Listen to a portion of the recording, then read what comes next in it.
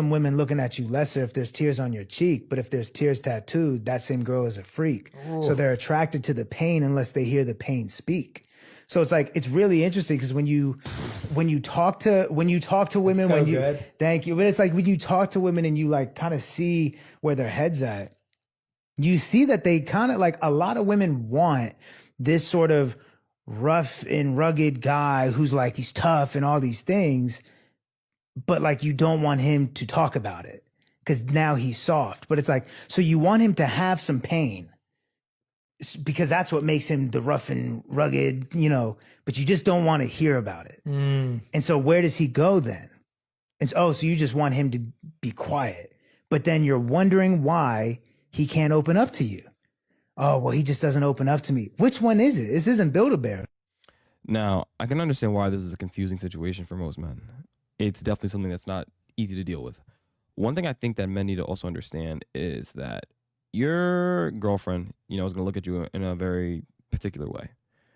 And I believe that men need to have somewhere to go when things are really hard, when you're really going through it emotionally and mentally.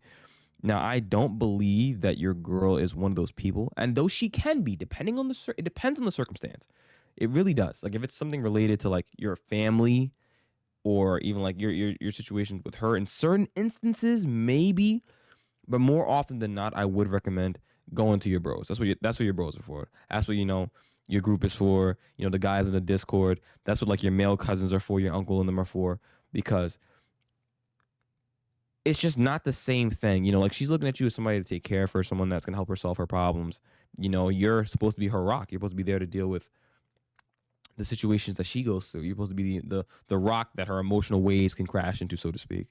And despite what pop culture and society will tell you, and women will consistently say like, oh, we won't view you differently. They do. Now, not all of them will, but more often than not, they will, because they view you through this, like you're her Superman. At least you're supposed to be.